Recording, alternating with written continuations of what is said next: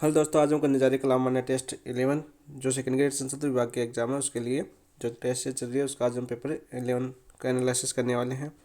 ये पेपर अपने Telegram channel paper analysis point पर आपको मिल जाएगा। तो चलो शुरुआत करते हैं। आज पहला क्वेश्चन देखते हैं। पहला क्वेश्चन क्या है आपका, राष्ट्रपति की समाधान की शक्ति में शामिल नहीं है। जो राष्ट्रपति की समाधान की शक्ति है किस अनुच्छेद में, अनुच्छेद 72 के तहत राष्ट्रपति की जो समाधान की शक्ति दी गई है उसमें शामिल कौन सा नहीं है। देखो, लघुकरण भी उसमें शामिल है, परिहार भी उसमें शामिल है, विराम भी उसमें शामिल है, लेकिन समाधान की शक्ति में स्थानांतरण आपका शामिल नहीं है। तो इसका आंसर क्या हो जाएगा आपका, ऑप्शन नंबर 4। क्वेश्चन नंबर 2 देखिए। क्वेश्चन नंबर 2 है, राष्ट्रपति द्वारा राज्यसभा में सदस्यों को मनोनयन हेतु अनुच्छेद 80 में वर्णित आधार का क्रम से है। तो आधार का क्रम से क्या है उनका, तो वो किस किस व्यक्ति को चुन सकता है, तो चुन सकता है। देखो, ये तो साहित्य से संबंधित होना चाहिए,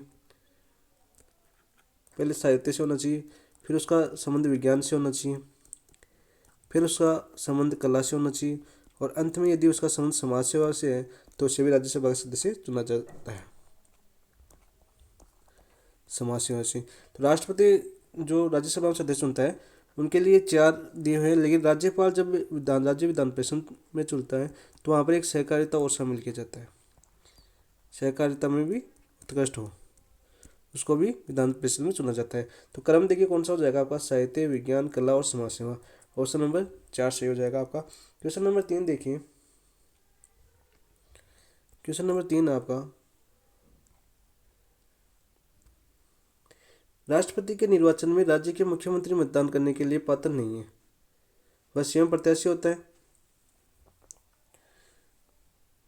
तो देख सकता है, वह राज्य विधानमंडल के निचले सदन में अपना बहुमत सिद्ध करना शेष हो, यदि वह कार्यवाहक रूप में मुख्यमंत्री हो, वह राज्य विधानमंडल में उच्च सदन का सदस्य हो। तो राज्य मुख्यमंत्री मतदान के लिए निर्वाचन की बाध्य कौन सा नहीं है, यदि वह उच्च सदन का सदस्य है।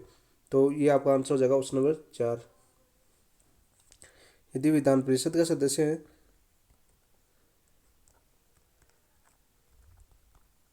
तो वह मुख्यमंत्री राष्ट्रपति के निर्वाचन में भाग लेने के लिए पात्र नहीं है, बाकी पात्र है। क्वेश्चन नंबर देखो 4 देखो आपका। क्वेश्चन नंबर 4 क्या आपका, निम्नलिखित में से असत्य कथन का हमें चयन करना है। असत्य कथन का चयन करना है। तो पहला दे, राष्ट्रपति के निर्वाचन से संबंधित किसी विवाद का निर्णय सर्वोच्च करता है। यह सर्वोच्च न्यायालय करता है निर्वाचन आयोग की सलाह पर। सलाह कौन देता है उनको, निर्वाचन आयोग। ठीक है। राष्ट्रपति का चुनाव अवैध घोषित होने की दशा में उक्त अवधि में राष्ट्रपति द्वारा किए कार्य वैध नहीं बन जाएंगे। नहीं, जो किए गए कार्य है वो क्या बन जाएंगे, आपके वैध माने जाएंगे। तो असत्य कथन पूछा, तो असत्य कथन तो आपका ऑप्शन नंबर 2 हो जाएगा। राष्ट्रपति के निर्वाचन के संबंध में विधि बनाकर प्रक्रिया का निर्धारण करने की शक्ति आपको संसद में निहित है। निर्वाचन मंडल में किसी प्रकार की रिक्त होने की दशा में राष्ट्रपति का निर्वाचन स्थगित नहीं होगा, यह भी आपकी संविधान में उल्लिखित है। तो असत्य कथन क्या हो जाएगा आपका, ऑप्शन नंबर 2। क्वेश्चन नंबर 5 देखिए। क्वेश्चन नंबर 5 है आपका, निम्नलिखित में से एक कार्य राष्ट्रपति का नहीं है। इनमें से कौन सा कार्य है जो राष्ट्रपति का नहीं है। जो संसद के किसी सदन में सत्र आहुत करता है, कौन करता है, राष्ट्रपति करता है। संसद के किसी सदन का सत्रावसान भी कौन करता है, राष्ट्रपति करता है। संसद के किसी सदन की बैठक को स्थगित राष्ट्रपति नहीं करता है। स्थगित कौन करता है इसको, लोकसभा अध्यक्ष। लोकसभा अध्यक्ष करता है। ठीक है। लोकसभा का विघटन करना ये भी राष्ट्रपति का कार्य है। तो आंसर क्या आ जाएगा 5 में आपका, ऑप्शन नंबर 3। क्वेश्चन नंबर देखो 6।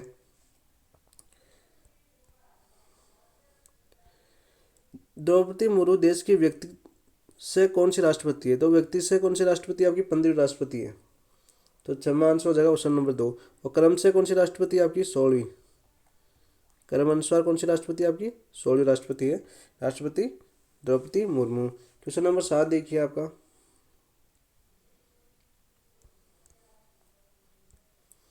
राष्ट्रपति का महाभियोग के संबंध में गलत कथन का चयन करना है। गलत कथन कौन सा है, इसका उल्लेख संविधान के अनुच्छेद 61 में किया गया है। इस राष्ट्रपति के जो महाभियोग की प्रक्रिया है उसका उल्लेख अनुच्छेद 61 में किया गया, ये आपका सत्य कथन है।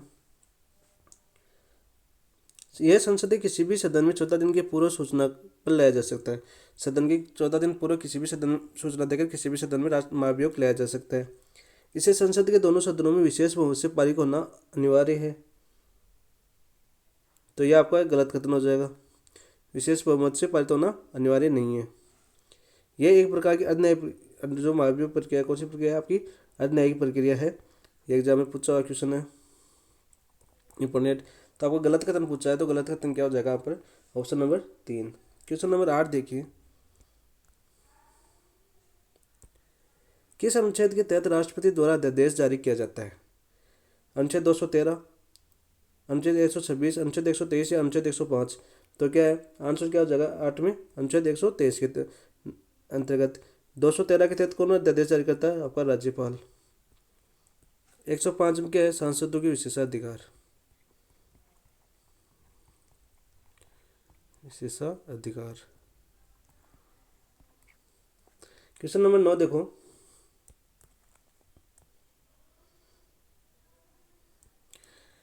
संविधान के अनुच्छेद 352 के अंतर्गत राष्ट्रीय आपातकाल निम्नलिखित में से किस आधार पर नहीं लगाया जा सकता? अनुच्छेद 352 राष्ट्रीय आपातकाल का उल्लेख है। देखो, यदि युद्ध हो तो राष्ट्रीय आपातकाल लगाया जा सकता है। बाहरी आक्रमण हो तो राष्ट्रीय आक्रमण आपातकाल लगा सकता है। आंतरिक अशांति के नाम पर आंतरिक राष्ट्रीय आपातकाल नहीं लगाया जाता। सशस्त्र विद्रोह हो तो भी राष्ट्रीय आपातकाल लगाया जा सकता है। तो आंसर हो जाएगा आपका ऑप्शन नंबर 3। क्वेश्चन नंबर 10 देखो, ये अपना टेलीग्राम चैनल है पेपर एनालिसिस पॉइंट, इसे आप ज्वाइन कर सकते हैं। यहाँ पर कलाम की टेस्ट सीरीज पेपर भी है, बुकलेट सेकंड ग्रेड की, कलाम विशेषांक भी है, जीएसटी भी है, शॉर्ट कलाम की जो शॉर्ट रिविजन बुक है वो भी है, और प्रीवियस ईयर क्वेश्चन की जो मार्गदर्शिका है कलाम की वो भी अपने चैनल पर डाल दी गई है पीडीएफ। तो आप ज्वाइन करिए। सेकंड ग्रेड का फर्स्ट पेपर का पूरा मैटर चैनल पर डाला हुआ है। नेक्स्ट क्वेश्चन देखो आप, क्वेश्चन नंबर 10, राष्ट्रपति की वित्तीय शक्तियों के संबंध में निम्न में से असत्य कथन का विकल्प का चयन करना है हमें। असत्य कथन कौन सा है आपका? धन विद्या को धन विद्या के रूप में स्थापित करना। तो धन विद्या को धन विद्या के रूप में स्थापित करना राष्ट्रपति की शक्ति नहीं है। तो आंसर ऑप्शन नंबर तो एक ही हो जाएगा यहाँ पर 10 में। क्वेश्चन नंबर 11 देखो, बाकी देख लो। वार्षिक वित्तीय विवेक संसद में समक्ष न राष्ट्रपति की वित्तीय शक्ति है। अनुदान की कोई मांग उसकी सिफारिश के बिना नहीं की जा सकती, ये भी राष्ट्रपति की शक्ति है। 5 वर्ष से वित्त आयोग का गठन कौन करता है? राष्ट्रपति ही करता है। क्वेश्चन नंबर 11 देखो,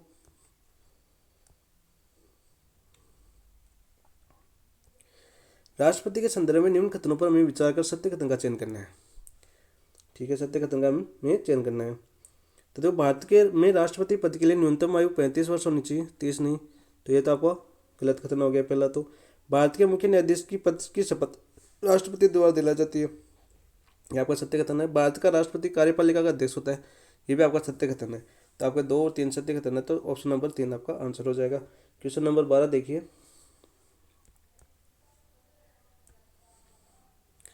क्वेश्चन नंबर 12 क्या है आपका? राष्ट्रपति की आपातकालीन शक्तियों के संदर्भ में निम्न कथनों पर हमें विचार करना है। जो आपातकालीन शक्ति है उनके बारे में निम्न कथनों पर हमें विचार करना है। आंतरिक अशांति के नाम पर के आधार पर केवल एक बार राष्ट्रीय आपातकाल की घोषणा हुई है, यह आपका सत्य कथन है।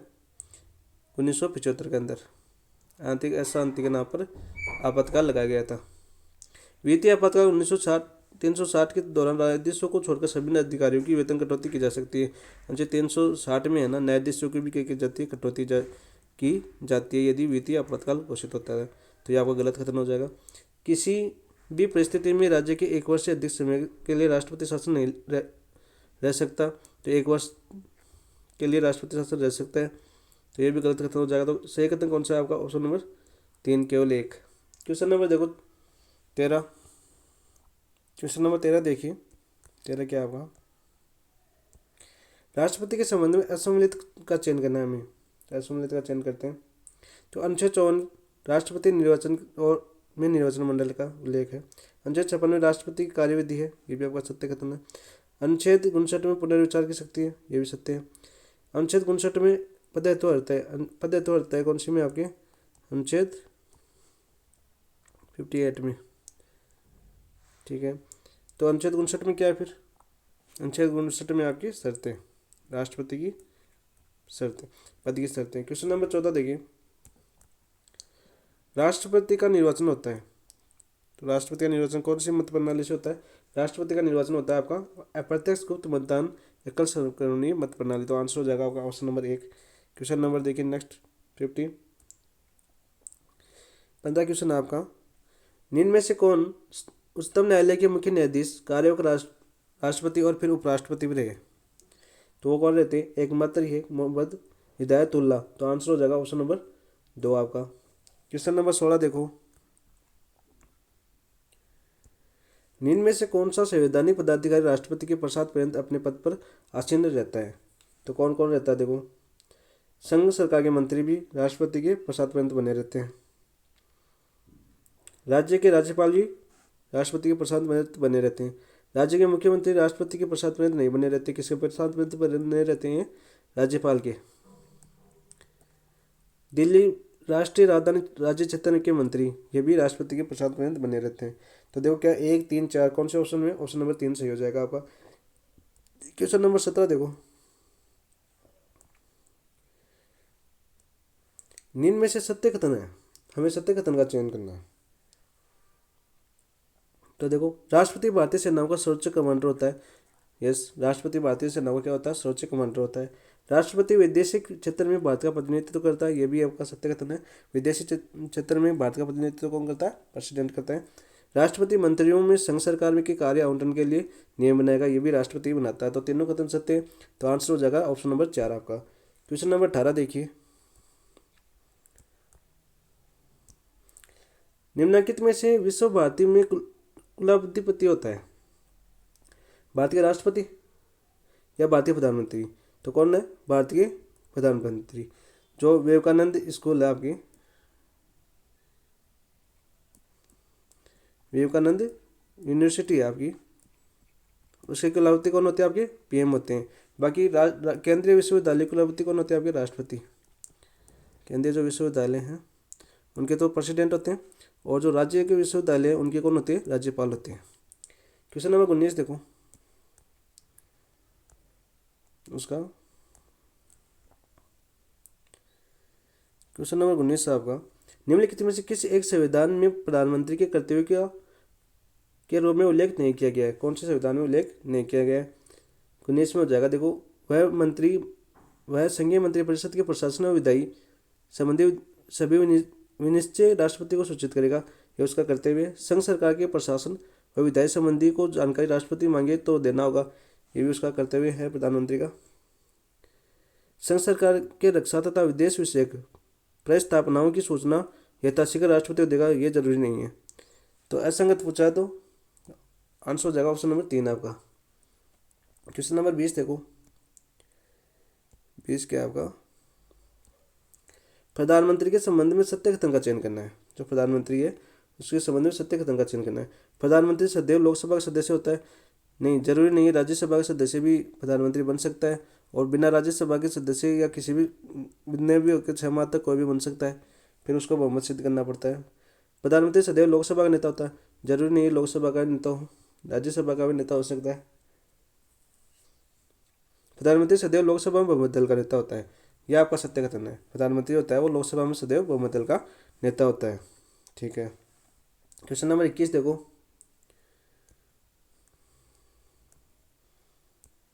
अनुच्छेद 75 के तहत राष्ट्रपति प्रधानमंत्री को चुनता है, मनोनीत करता है, नियुक्त करता है, नाम निर्देशित करता है। तो राष्ट्रपति है वो प्रधानमंत्री को क्या करता है? नियुक्त करता है। तो आंसर हो जाएगा आपका ऑप्शन नंबर 3। क्वेश्चन नंबर 22 देखिए,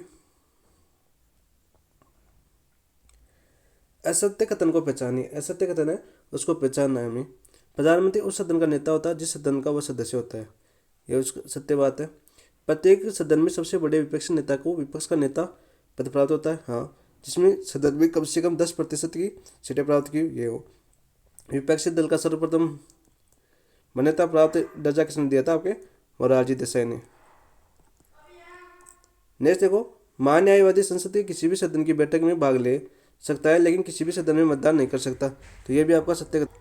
ऑप्शन 4 देखो, केंद्रीय मंत्रिपरिषद में किसी भी सदन की बैठक में भाग ले सकता है, वह दोनों सदनों का मतदान कर सकता है, ये नहीं कर सकता। तो असत्य कथन क्या हो जाएगा आपका ऑप्शन नंबर 4।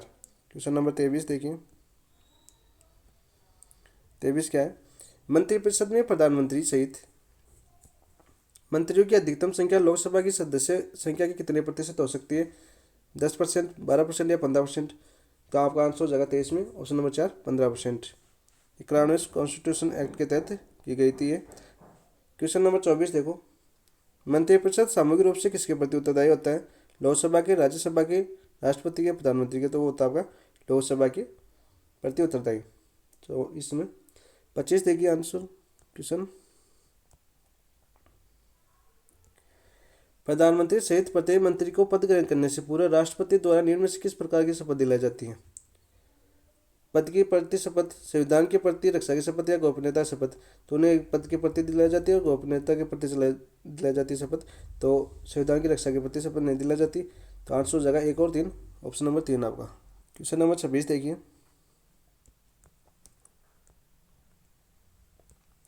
निम्नलिखित में से कौन भारत के प्रधानमंत्री नियुक्त किए जाते हैं समय संसद के सदस्य नहीं थे? कौन नहीं थे ऐसे? चंद्रशेखर, चरण सिंह, एस टी देवगौड़ा या पी वी नरसिम्हा राव? तो वो नहीं थे आपके एस टी देवगौड़ा साहब। क्वेश्चन नंबर 27 देखिए, ये तो एस और आपके पी वी नरसिम्हा साहब। तो सी और डी नहीं थे, तो आंसर हो जाएगा option number C 3। Question number 27 देखिए, भारत सरकार का मंत्री अपना त्यागपत्र किसे संबोधित करता है? राष्ट्रपति को, प्रधानमंत्री को, लोकसभा अध्यक्ष को या राज्यसभा अध्यक्ष को? तो अपना त्यागपत्र देता है किसको? राष्ट्रपति को। आंसर हो जाएगा ऑप्शन नंबर 1। क्वेश्चन नंबर 28 देखिए, भारत सरकार कार्य आवंटन नियम 1961 के तहत मंत्रिमंडल सचिवालय का कार्य सदैव किसको आवंटित किया जाता है? प्रधानमंत्री को, गृह मंत्री को, संसदीय मंत्री को या रक्षा मंत्री को? तो ये किया जाता है आपके प्रधानमंत्री को। आंसर हो जाएगा ऑप्शन नंबर 1। क्वेश्चन नंबर 29 देखिए, निम्न में से कौन से प्रधानमंत्री लोकसभा में विश्वास मत प्राप्त करने से पहले त्यागपत्र दे दिया था? तो विश्वास मत प्राप्त करने से पहले ये तो चरण सिंह मोदी ने दे दिया था और एक अटल बिहारी वाजपेयी जी ने दे दिया था। 1 और 2 एस टी देवगौड़ा ने नहीं दिया था। तो 1 और 2 हो जाएगा आपका। तो देखो ऑप्शन नंबर 2 आंसर हो जाएगा आपका। क्वेश्चन नंबर 30 देखिए, भारत का प्रधानमंत्री निम्न में से कौन सी भूमिका नहीं निभाता? जो भारत का प्रधानमंत्री है कौन सी भूमिका नहीं निभाता इनमें से?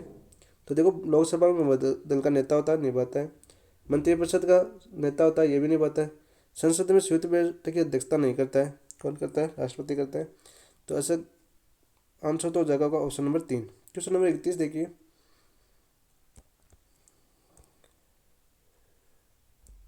6 से 14 वर्ष तक बच्चों को निःशुल्क एवं अनिवार्य शिक्षा का अधिकार देने हेतु अनुच्छेद 21 के इनमें से किस प्रधानमंत्री कार्यकाल में जोड़ा गया था? 21 का जोड़ा गया था आपका 86 संविधान संशोधन 2002 अटल बिहारी वाजपेयी के समय। तो आंसर हो जाएगा option number 2 86 constitution act. Question number 32 देखो,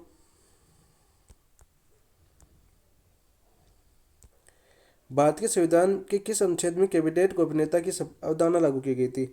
कौन से अनुच्छेद में कैबिनेट गोपनीयता की अवधारणा लागू की गई थी? वो की गई थी आपकी अनुच्छेद 78 व अनुच्छेद 74 के अंदर। तो आंसर हो जाएगा आपका ऑप्शन नंबर 1। क्वेश्चन नंबर 33 देखिए, निम्न में से किस प्रधानमंत्री के कार्यकाल में 73वां और 74वां संविधान संशोधन लागू हुआ? 73वां संविधान और 74वां संविधान संशोधन 1992 में लागू हुआ था। तो 1992 प्रधानमंत्री थे आपके पी वी नरसिम्हा राव। तो आंसर हो जाएगा ऑप्शन नंबर 2। किससे संबंधित है ये? पंचायती राज और नगर प्रशासन की से संबंधित है। पंचायती राज व नगर प्रशासन। 73 तो था आपका पंचायती राज से और 74वां था आपका नगर प्रशासन से। क्वेश्चन नंबर 34 देखिए, प्रधानमंत्री की मृत्यु या पदत्याग निम्नलिखित में से कौन सा प्रभाव उत्पन्न होता है? मंत्रिपरिषद द्वारा उप प्रधानमंत्रियों को प्रधानमंत्री पद पर नियुक्त किया जाता है, पूरी मंत्री भंग हो जाती है। तो आंसर तो क्या हो जाएगा आपका? पूरी मंत्रिपरिषद ही भंग हो जाती है। नेक्स्ट देखो क्वेश्चन नंबर 35, यदि हमारे संविधान के अंतर्गत किसी कार्यकारी की तुलना अमेरिका के राष्ट्रपति से की जाती है तो प्रधानमंत्री है, न कि भारत का राष्ट्रपति। उत्कथन किसका है? यह उत्कथन आपके भीमराव अम्बेडकर साहब का है। तो आंसर हो जाएगा ऑप्शन नंबर 1। क्वेश्चन नंबर 36 देखिए, ये फैक्ट क्वेश्चन है, डायरेक्ट सीधे पूछे जाने वाले, जो माइनर आपके 10, 11 और 12 और मेजर 3। क्वेश्चन नंबर 36 देखिए, matters of discussion and autobiography नामक पुस्तक किस प्रधानमंत्री की रचना है? पीवी सिंह की, इंदिरा गांधी की, इंदिरा कुमार गुजराल की या चंद्रशेखर की। 36 में आपका आंसर हो जाएगा ऑप्शन नंबर 3, इंदिरा कुमार गुजराल की। क्वेश्चन नंबर 37 देखिए, निम्न में से भारत के पहले कार्यवाहक प्रधानमंत्री कौन है? तो पहले कार्यवाहक प्रधानमंत्री कौन थे आपके? मोरारजी देसाई, मनमोहन सिंह, लाल बहादुर शास्त्री, गुलजारीलाल नंदा। तो वो थे आपके गुलजारीलाल नंदा। तो आंसर हो जाएगा ऑप्शन नंबर 4 आपकी। क्वेश्चन नंबर 38 देखो, निम्न में से कौन दक्षिणी एशियाई क्षेत्रीय सहयोग संगठन, जो दक्षिणी एशियाई क्षेत्रीय सहयोग संगठन है, की स्थापना के समय भारत के प्रधानमंत्री थे? तो 38 में आपका आंसर हो जाएगा राजीव गांधी। यह स्थापना हुई थी 1985 में। क्वेश्चन नंबर देखो 39,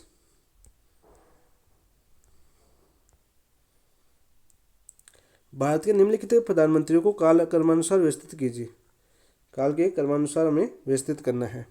तो जब पहले थे आपके चंद्रशेखर एक, फिर थे पीवी नरसिम्हा राव, फिर थे आपके अटल बिहारी वाजपेयी, और फिर आएंगे आपके एच डी देवगौड़ा साहब।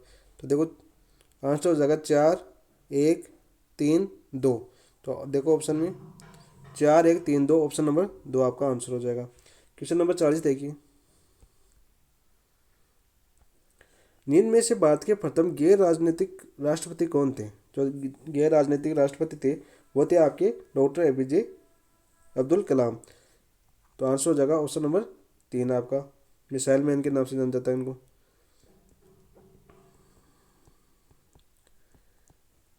ठीक है, क्वेश्चन नंबर 41 देखो,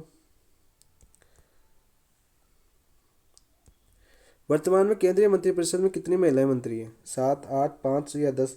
तो कितनी महिला मंत्री है आपकी? 7। वर्तमान में जो केंद्रीय मंत्रिपरिषद है उनमें 7 महिलाएं क्या है? मंत्री है। तो क्वेश्चन नंबर 42 देखिए, वर्तमान में राष्ट्रपति के चुनाव की में किस राज्य के विधायक का मतमूल्य सर्वाधिक है? तो कौन से राष्ट्रपति का मतमूल्य सर्वाधिक है? तो देखो वैसे तो सबसे ज़्यादा उत्तर प्रदेश का है। तो 42 में आपका आंसर हो जाएगा option number 4, Uttar Pradesh. Question number 43 देखिए,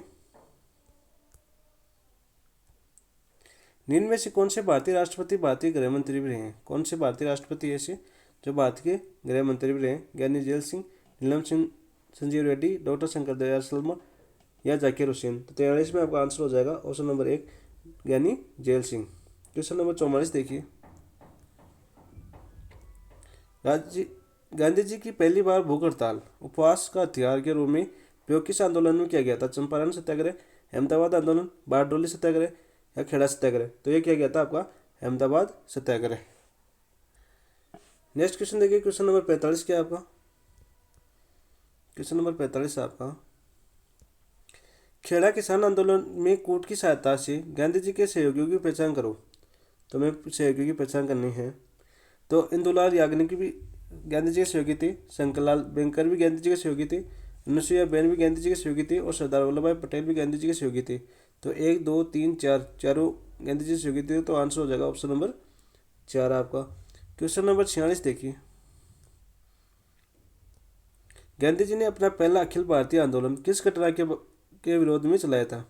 रॉलेट एक्ट के या इल्बर्ट बिल के या वर्नाकुलर प्रेस एक्ट के या नस्लीय भेदभाव के? तो 46 में आपका आंसर हो जाएगा ऑप्शन नंबर 1, रॉलेट एक्ट के विरुद्ध। क्वेश्चन नंबर 47 देखिए, क्वेश्चन नंबर 47 देखिए क्या है? खिलाफत आंदोलन में गांधी जी की भूमिका के संदर्भ में निम्न कथनों पर हमें विचार करना है। ठीक है, करते विचार सत्यकोट का हमें चयन करना है। तो देखो 22-23 नवंबर 1919 को दिल्ली में संपन्न अखिल भारतीय खिलाफत कमेटी की बैठक की अध्यक्षता गांधी जी की थी। तो ये आपका सत्य कथन है। इस आंदोलन में गांधी जी ने हिंदू मुस्लिम एकता स्थापित करने का स्वर्णिम अवसर बताया। हाँ, ये स्वर्णिम अवसर बताया था। गांधी जी ने खिलाफत आंदोलन में सवर्णीय अवज्ञा आंदोलन में सम्मिलित कर लिया था? नहीं, सवर्णीय अवज्ञा आंदोलन में सम्मिलित नहीं किया था। तो आपका 1 और 2 सत्य, तो आंसर हो जाएगा ऑप्शन नंबर 3। क्वेश्चन नंबर 48 देखिए, किस आंदोलन के दौरान गांधी जी ने केसरी हिंद की उपाधि व जुल्लू पदक का व भंवर पदक वापस लौटा दिए थे? खिलाफत आंदोलन, असहयोग आंदोलन, सविनय अवज्ञा आंदोलन या भारत छोड़ो आंदोलन? तो 48 में आपका आंसर हो जाएगा आपका ऑप्शन नंबर 2, असहयोग आंदोलन के दौरान गांधी जी ने अपनी केसरी हिंद की उपाधि जुल्लू पदक और बोहर पदक अंग्रेजों को वापस लौटा दिया था। क्वेश्चन नंबर 49 देखिए,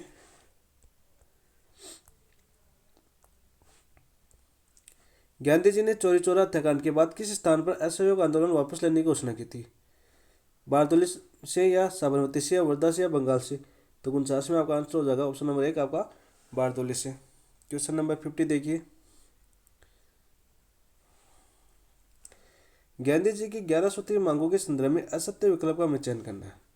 देखो, नमक सरकारी एकाधिकार समाप्त किया जाए, ये गांधी जी की मांग थी।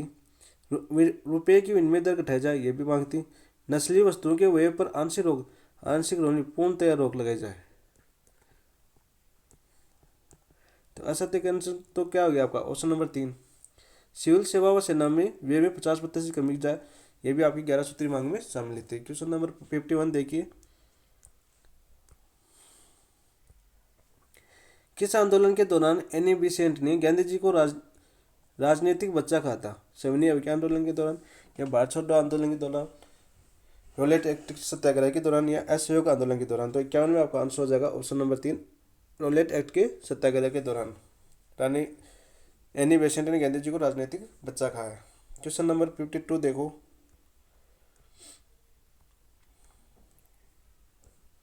नमक सत्याग्रह के संदर्भ में निम्न कथनों पर हमें विचार करना है। जो आपका नमक सत्याग्रह है उसके बारे में निम्न कथनों पर हमें विचार करना है। 52वीं, 12 मार्च 1930 को गांधी जी ने अपने 78 अनुयायी के साथ दांडी यात्रा प्रारंभ की, यह आपका सत्य कथन है। 8 अप्रैल 1930 को गांधी जी द्वारा नमक कानून तोड़ा गया, ये भी आपका सत्य कथन है।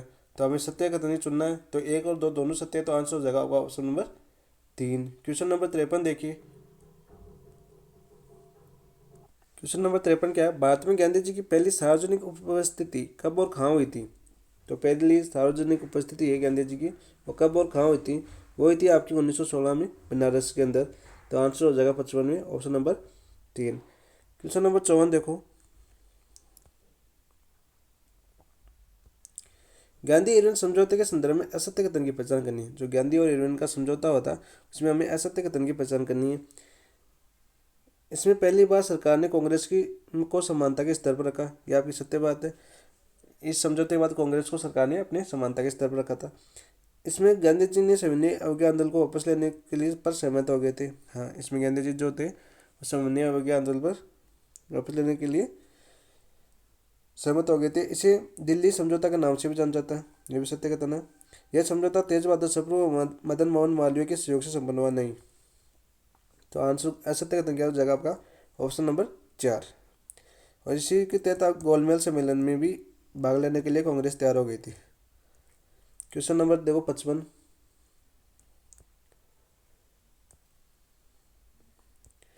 गांधी जी ने कांग्रेस की सदस्यता से त्यागपत्र कब दिया था? तो गांधी जी ने कांग्रेस की सदस्यता से त्यागपत्र दिया था सितंबर 1934 में। तो आंसर हो जाएगा आपका ऑप्शन नंबर 2, सितंबर 1934। क्वेश्चन नंबर 56 देखिए, गांधी जी ने अपने किस पत्र में अंग्रेजों को भारत छोड़ने के लिए आह्वान किया था? तो वो क्या था गांधी जी ने आपके हरिजन पत्र में। तो ये आंसर हो जाएगा देखो ऑप्शन नंबर 2 आपका हरिजन पत्र में। क्वेश्चन नंबर 57 देखो, भारत छोड़ो आंदोलन के संदर्भ में हमें असत्य कथन की पहचान करनी है। ठीक है, 8 अगस्त 1942 को कांग्रेस ने गांधी जी ने भारत छोड़ो का प्रस्ताव स्वीकार किया, ये सत्य बात है आपकी। गांधी जी ने ग्वालियर टैंक मैदान में आयोजित सभा में करो एंड मरो का नारा दिया, ये भी सत्य बात है। यह गांधी जी का तीसरा सबसे बड़ा आंदोलन माना जाता है, ये भी सत्य बात है। गांधी जी ने इसका नेतृत्व नहीं किया। तो आपका असत्य कथन क्या हो जाएगा ऑप्शन नंबर 4। क्वेश्चन नंबर 58 देखिए, गांधी जी ने किस कानून को उत्तर दिनांकित चेक पोस्ट डेट चेक की संज्ञा दी थी? अगस्त प्रस्ताव को, साइमन कमीशन को, या किर्स प्रस्ताव को, या कैबिनेट मिशन को? तो वो दी थी इन्होंने आपके किर्स प्रस्ताव को। क्वेश्चन नंबर 59 देखिए,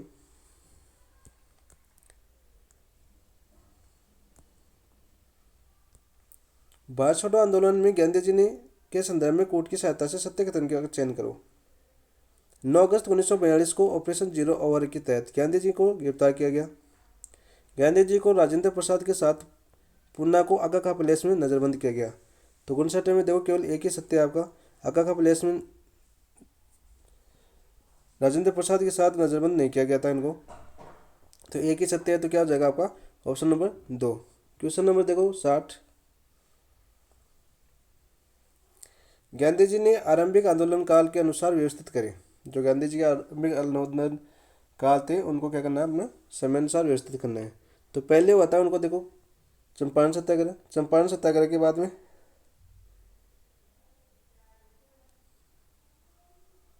अहमदाबाद सत्याग्रह। अहमदाबाद सत्याग्रह के बाद में होता उनका खेड़ा सत्याग्रह, और खेड़ा सत्याग्रह के बाद में होता उनका खिलाफत सत्याग्रह आंदोलन।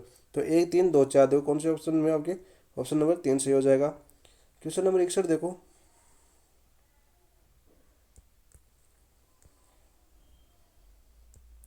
द्वितीय गोलमेज सम्मेलन में किस मांग को लेकर गांधी जी और अम्बेडकर के मध्य वैचारिक टकराव हुआ। तो वो हुआ था दलितों को प्रत्यक्ष निर्वाचन की मांग को लेकर। तो 61 में आपका आंसर क्या हो जाएगा, ऑप्शन नंबर 4। फिर गांधी जी और अम्बेडकर के बीच समझौता हुआ था। क्वेश्चन नंबर देखो 62 में क्या है आपका,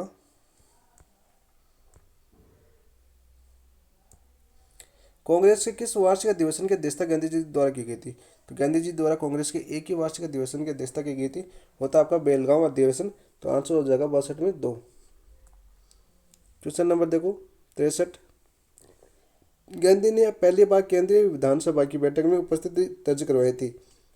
मार्च 1909 में या मार्च 1917 में, मार्च 1921 में या मार्च 1919 में। तो इन्होंने उपस्थिति दर्ज करवाई थी अपनी मार्च 1919 के अंदर। क्वेश्चन नंबर 64 देखिए। महात्मा गांधी ने पहला आमरण किस घटना के विरोध में प्रारंभ किया था। जो पहला आमरण था महात्मा गांधी का, वो किस घटना के विरोध में था। आपके रॉलेट एक्ट के विरोध में था, या खिलाफत आंदोलन के समर्थन में था, या सांप्रदायिक प्रचार के खिलाफ था, या साइमन कमीशन के विरोध में था। तो वो किसके खिलाफ था, आपका सांप्रदायिक प्रचार के खिलाफ। क्वेश्चन नंबर देखो 65।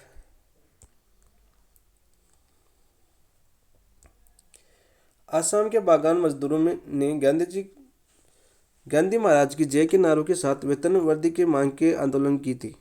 असहयोग आंदोलन, संविधान अवज्ञा आंदोलन, भारत छोड़ो आंदोलन, या व्यक्तिगत सत्याग्रह। तो 65 में आपका आंसर हो जाएगा ऑप्शन नंबर 1, असहयोग आंदोलन के दौरान। क्वेश्चन नंबर 66 देखिए। कमला देवी चट्टोपाध्याय के कहने पर गांधी जी ने किस आंदोलन में महिलाओं को सम्मिलित किया था। खेड़ा किसान आंदोलन में, अहमदाबाद मजदूर आंदोलन में, या नमक सत्याग्रह में, या साइमन कमीशन के विरोध में। तो 66 में आपका आंसर हो जाएगा ऑप्शन नंबर 3, नमक सत्याग्रह के दौरान। क्वेश्चन नंबर 67 देखिए। गांधी जी द्वारा अपनी साहित्य रचना में संसदीय या दलीय व्यवस्था की आलोचना की थी। जो संसदीय और दलीय व्यवस्था है उसकी आलोचना की थी। सोच दे में, या इंडिया ऑफ माई ड्रीम में, या हिंद स्वराज में, या पिक्चर ऑफ माई इंडिया में। तो वो की थी आलोचना आपकी हिंद स्वराज में। क्वेश्चन नंबर 68 देखो। आने वाली पीढ़ियां शायद ही ये विश्वास करेगी कि ऐसा हार्ड मास का पुतला कभी इस धरती पर हुआ करता था। गांधी जी के संदर्भ में उक्त कथन किसका था। अल्बर्ट आइंस्टीन मध्य का, या लॉर्ड माउंटबेटन का, या लिंग लिथंगो का, या सरदार पटेल का। तो 68 में आपका आंसर हो जाएगा ऑप्शन नंबर 1, अल्बर्ट आइंस्टाइन का। क्वेश्चन नंबर 69 देखिए। निम्नलिखित में से कौन सा एक RIPS 2024 की प्राथमिकताओं में सम्मिलित नहीं है। तो कौन सा सम्मिलित नहीं है आपका, देखो हरित विकास भी सम्मिलित है, निर्यात संवर्धन भी सम्मिलित है, समता विकास भी सम्मिलित है, लेकिन रोजगार सृजन इनमें सम्मिलित नहीं है। तो आंसर क्या आ जाएगा आपका ऑप्शन नंबर 4। क्वेश्चन नंबर 70 देखिए। राजस्थान सरकार के 3 योजनाओं में इंदिरा गांधी शक्ति उड़ान योजना, इंदिरा गांधी महिला शक्ति जागरूकता कार्यक्रम व इंदिरा महिला एवं बाल विकास शोध संस्थान को लेकर नवीन नाम दिया गया कालीबाई भील समल योजना के अंतर्गत। तो आंसर हो जाएगा आपका ऑप्शन नंबर 1। क्वेश्चन नंबर 71 देखो, क्योंकि इसमें करंट था पिछले 4 महीनों का, वापस तो अब करंट के क्वेश्चन नहीं सभी। स्वयं सिद्धा हस्तशिल्प प्रदर्शनी 2024 का आयोजन कहाँ किया गया था। वो किया गया था आपका जवाहर कला के अंदर, जयपुर के अंदर। क्वेश्चन नंबर 72 देखो। 8 अक्टूबर 2024 को राष्ट्रीय पशुधन योजना मिशन पर केंद्रित कार्यशाला आरंभ 2.0 का आयोजन किया गया था। तो वो क्या गया था आपका केंद्रीय भेड़ अनुसंधान केंद्र विकारनगर टोंक के अंदर। तो आंसर हो जाएगा आपका ऑप्शन नंबर 2, केंद्रीय भेड़ अनुसंधान केंद्र विकारनगर टोंक। क्वेश्चन नंबर 73 देखो।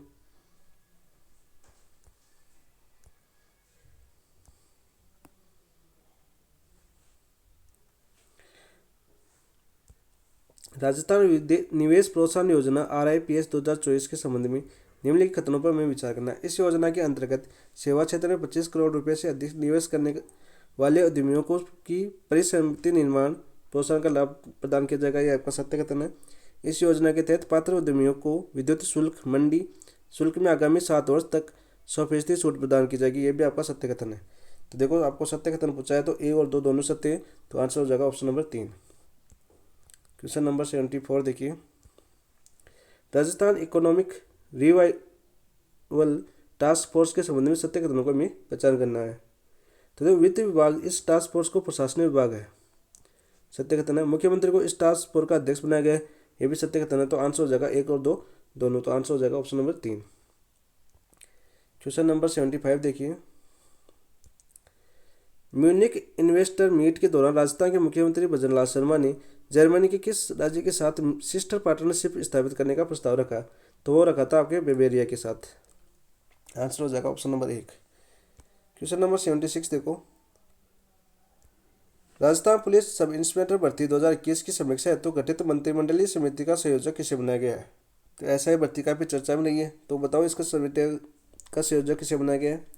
वो बनाया गया था आपका जोगाराम पटेल को। तो आंसर हो जाएगा ऑप्शन नंबर 3। इंपॉर्टेंट बन सकता है, ऐसा है भर्ती काफी चर्चा में रही है, तो समिति का नाम तो याद रख लेना। क्वेश्चन नंबर 77 देखो। 7 अक्टूबर 2024 को मुख्यमंत्री भजनलाल शर्मा द्वारा नारगढ़ जैविक उद्योग उद्यान में छोड़े गए बाघ साहू का नाम रखा था। उनका नाम क्या रखा था? ये तो बीमार एक स्कंदी। तो आंसर हो जाएगा ऑप्शन नंबर 2 आपका। क्वेश्चन नंबर 78 देखो। 24वीं राष्ट्रीय पैरा तैराकी चैंपियनशिप में राजस्थान के किस खिलाड़ी ने 3 स्वर्ण पदक जीते? वो जीते आपके सूरजभान मीनानी। तो आंसर हो जाएगा ऑप्शन नंबर 2। क्वेश्चन नंबर 79 देखो।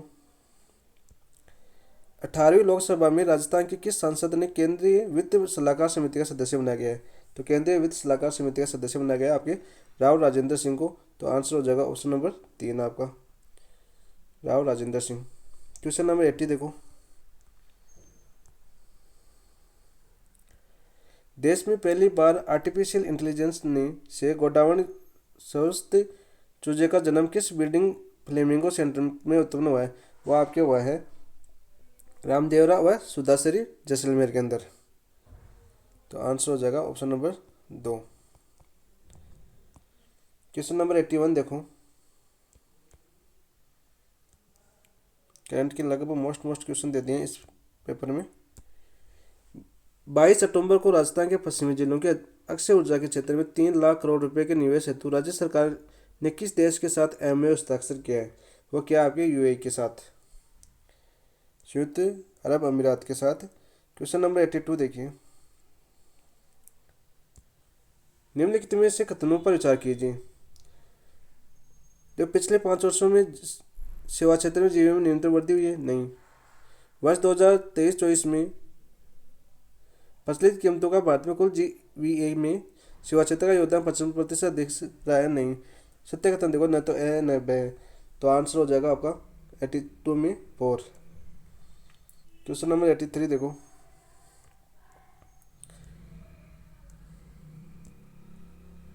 आर्थिक समीक्षा 2023-24 के अनुसार वित्त वर्ष 2024 में भारत के कुल निर्यात में सेवा क्षेत्र का योगदान कितना प्रतिशत रहा?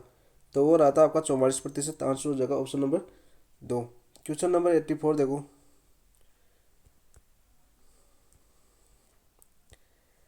आर्थिक समीक्षा 2023-24 के अनुसार सड़क परिवहन और राजमार्ग मंत्रालय ने राष्ट्रीय राजमार्गों पर सड़क सुरक्षा मानकों को बढ़ाने के लिए 4E रणनीति तैयार की है। इनमें से कौन सा सम्मिलित नहीं है? इंजीनियरिंग, एनफोर्समेंट, एजुकेशन या एनवायरनमेंट। तो 84 में आपका आंसर हो जाएगा ऑप्शन नंबर 4 एनवायरनमेंट शामिल नहीं है। क्वेश्चन नंबर 85 देखिए। निम्नलिखित देशों पर विचार करना है हमें। सिंगापुर, यूएई, चीन, रूस। वर्ष 2023-24 में भारत के निर्यात में शीर्ष स्थानों का सही क्रम रहा है। तो 85 में देखो, पहले तो रहा आपका यूएई का, फिर रहा आपका सिंगापुर का, फिर आया चीन का 3 नंबर पर और 4 नंबर है रूस पर। तो आंसर हो जाएगा 2, 1, 3, 4, ऑप्शन नंबर 2। क्वेश्चन नंबर 86 देखो,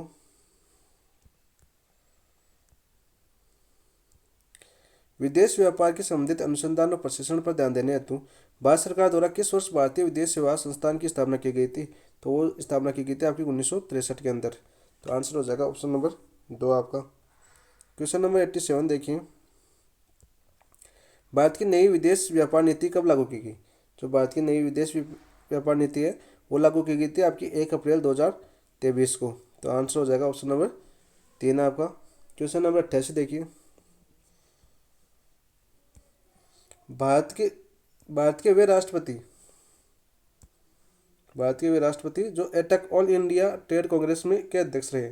प्रतिभा पाटिल, आर वेंकटरमन, सर्वपल्ली राधाकृष्णन या वीवी गिरी? तो 88 में आपका आंसर हो जाएगा ऑप्शन नंबर 4, वीवी गिरी। क्वेश्चन नंबर 89 देखिए, भारत के राष्ट्रपतियों के काल के अनुसार क्रम व्यवस्थित करना है हमें। तो पहले कौन थे आपके? आर वेंकटरमन। उनके बाद में कौन आए? शंकर दयाल शर्मा 2 नंबर पर।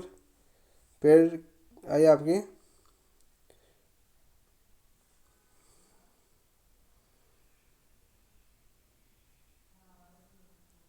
के आर नारायण और फिर आए एपीजे अब्दुल कलाम।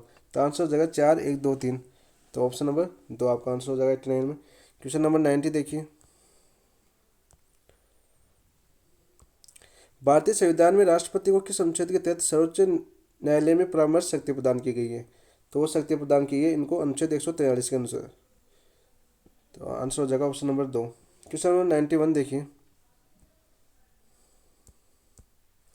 किस विधेयक को संसद में पेश करने से पूर्व राष्ट्रपति की सिफारिश आवश्यक नहीं है? वह विधेयक कौन सा है? देखो, नवराज्य गठन राष्ट्रपति से स्वीकृति जरूरी है, धन विधेयक से भी जरूरी है, उच्चतम न्यायालय से संबंधित है तो राष्ट्रपति से स्वीकृति लेने के लिए जरूरी नहीं है पूरा। तो 91 में आंसर हो जाएगा ऑप्शन नंबर 3 आपका। क्वेश्चन नंबर 92 देखो, राज्य मानवाधिकार आयोग के अध्यक्ष व सदस्यों की नियुक्ति राज्यपाल करता है, जबकि उन्हें पद से हटाने का अधिकार किसे है? राष्ट्रपति को है। 92 में आपका आंसर हो जाएगा ऑप्शन नंबर 4। क्वेश्चन नंबर 93 देखिए, राष्ट्रीय आपातकाल की उद्घोषणा कितने दिनों के अंदर संसद से अनुमोदन लेना आवश्यक है? तो लेना आपको 1 माह के अंदर। पहले 2 माह थी, फिर 1 माह कर दी गई 44वें कॉन्स्टिट्यूशन एक्ट 1978 में। क्वेश्चन नंबर 94 देखो,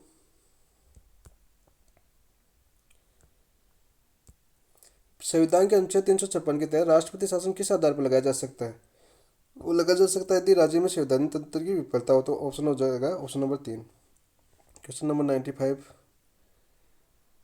किस अनुच्छेद के तहत राज्यपाल द्वारा आरक्षित रखे हुए विधेयकों को राष्ट्रपति निर्णय करता है? तो वो निर्णय करता है आपका अनुच्छेद 201 के तहत। 200 और 201 इंपॉर्टेंट है, बार बार एग्जाम में पूछे जाते हैं। क्वेश्चन नंबर 96 देखिए, राष्ट्रपति पद की शपथ का उल्लेख संविधान के किस अनुच्छेद में किया गया है? तो राष्ट्रपति की पद की शपथ का उल्लेख किया गया आपके अनुच्छेद 60 के अंदर। ऑप्शन नंबर 1 का आंसर हो जाएगा। क्वेश्चन नंबर 97 देखो, किस वाद में सर्वोच्च न्यायालय ने यह कहा है कि अनुच्छेद 356 के तहत घोषित राष्ट्रपति शासन न्यायिक पुनर्विलोकन किया जा सकता है? गोलकनाथ वाद, केशवानंद भारतीवाद, शंकर प्रसाद वाद या एस आर मुंबई वाद? 97 में आपका आंसर होगा option number 4, S R Mumbai वाद के बाद में यदि राष्ट्रपति शासन लगता है तो उसका न्यायिक अवलोकन किया जा सकता है। क्वेश्चन नंबर 98 देखिए, संसदीय सचिव को शपथ दिलाने किसके द्वारा दिलाई जाती है? संसदीय सचिव है उसको शपथ दिलाई जाती है आपके राष्ट्रपति द्वारा, सर्वोच्च न्यायालय के मुख्य न्यायाधीश द्वारा या प्रधानमंत्री द्वारा या लोकसभा अध्यक्ष द्वारा। तो 98 में आपका आंसर हो जाएगा ऑप्शन नंबर 3, प्रधानमंत्री द्वारा। क्वेश्चन नंबर 99 देखो, वर्तमान में मंत्रिमंडल में कितनी स्थायी समितियां हैं? जो वर्तमान मंत्रिमंडल है उसमें कितनी स्थायी समितियां? कि 8 स्थायी समितियां। तो आंसर हो जाएगा ऑप्शन नंबर 3। लास्ट क्वेश्चन देखिए मानना नंबर 11 का, निम्न में से कौन संघीय कार्यपालिका सदस्य नहीं है? संघीय कार्यपालिका सदस्य नहीं है, देखो अर्थकान बान्यवादी भी है प्रधानमंत्री मंत्रिमंडल भी है, राष्ट्रपति भी है, लेकिन नियंत्रक और मालिका परीक्षक संघीय कार्यपालिका का सदस्य नहीं है। तो ये आपका माइनर 11 हो चुका है। सभी फैक्ट क्वेश्चन थे, डायरेक्ट सीधे पूछे जाने वाले क्वेश्चन, बार बार एग्जामों में पूछे गए हैं पीछे। अब आपका कल करेंगे हम मेजर 3 का एनालिसिस। ठीक है दोस्तों, ये अपना टेलीग्राम चैनल है जिसके ऊपर सेकंड ग्रेड का सभी मतलब फर्स्ट पेपर से का पूरा मैटर डाला हुआ है इस टेलीग्राम चैनल पर, जो आप ज्वाइन कर सकते हैं, शेयर कर सकते हैं और अपने दोस्तों को भी जोड़ सकते हैं। ठीक है दोस्तों, धन्यवाद।